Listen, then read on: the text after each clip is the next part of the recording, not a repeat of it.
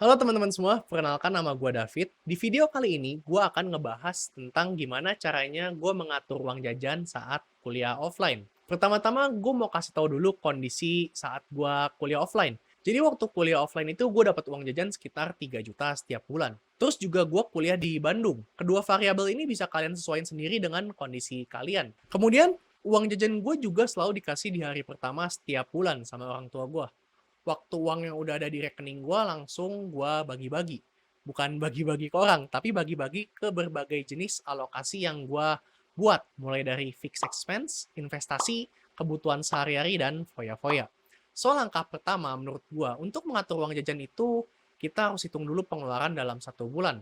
Mulai dari fixed expense, investasi, makan sehari-hari, dan seterusnya.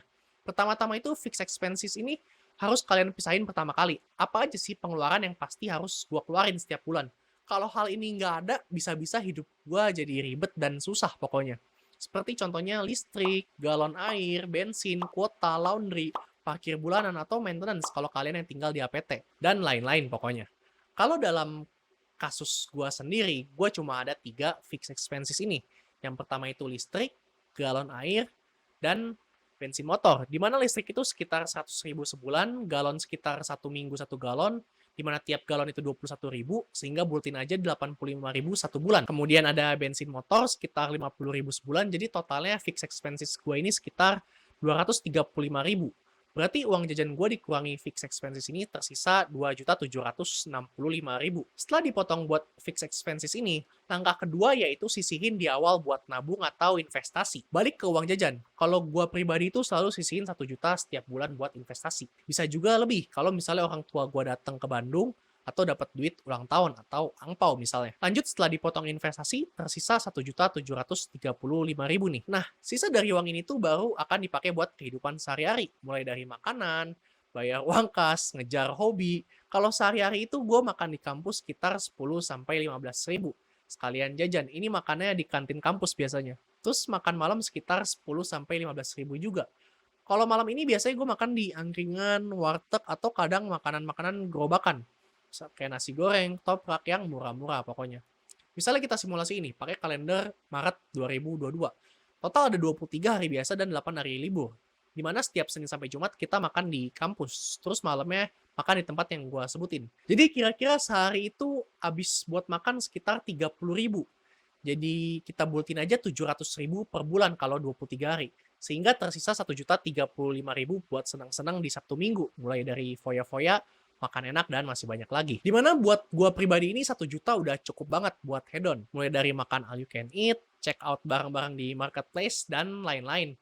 Biasanya tiap bulan itu nyisa, dan kalau nyisa biasanya gue akumulasiin buat bulan berikutnya. Jadi untuk pengeluaran gue pribadi hanya seperti ini aja, nggak ribet. Nah, selanjutnya langkah ketiga. Di mana langkah ketiga ini lebih ke saran, gimana supaya tabungan yang udah kita kumpulin itu nggak kepake. Udah capek-capek kekumpul, malah jadi gatel buat beli ini itu karena duitnya udah banyak. Jadi waktu awal-awal kuliah dulu, gue juga masih belum terlalu kenal sama yang namanya investasi. Jadi cuma nabung biasa aja waktu itu. Cara nabungnya simple banget. Jadi gue punya 2 rekening di BCA sama di BNI sampai sekarang, di mana BCA itu untuk kebutuhan sehari-hari, yang kartunya emang gue bawa, dan yang BNI ini benar-benar gak disentuh. Kartunya gue tinggalin di rumah. Tapi sekarang kalau mau pisahin antara uang tabungan dan uang sehari-hari itu, nggak perlu sampai bikin 2 ATM, karena adminnya itu jadi kedouble tiap bulan. Kalian bisa langsung sisihin aja di aplikasi-aplikasi reksadana, seperti misalnya Bibit atau Bareksa, atau di Tokopedia juga udah bisa, gampang banget. Tinggal beli, terus bayar pakai virtual account mobile banking.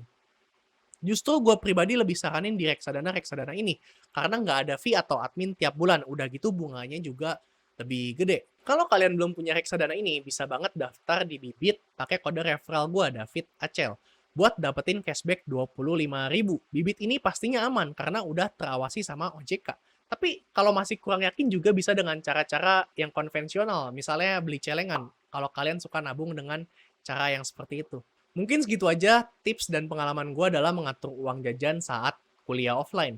Kalau kalian masih online di rumah, harusnya bisa nabung lebih banyak. Buat kalian-kalian yang masih dikasih uang jajan, cukup dikurangin aja lihat-lihat marketplace, kalau bisa uninstall waktu hari belanja online nasional, biar tukang paket gak datang terus. Tapi perlu diingat juga ini sekedar tips berdasarkan pengalaman gua pribadi. Mungkin bisa diterapin di hidup kalian atau dimodifikasi sesuai keadaan kalian. Like video ini kalau kalian merasa bermanfaat dan dislike ini kalau kalian merasa nggak bermanfaat. Dan kalau kalian punya pendapat, feel free aja buat diskusi di bawah. Bye-bye. Marketplace sih racun banget.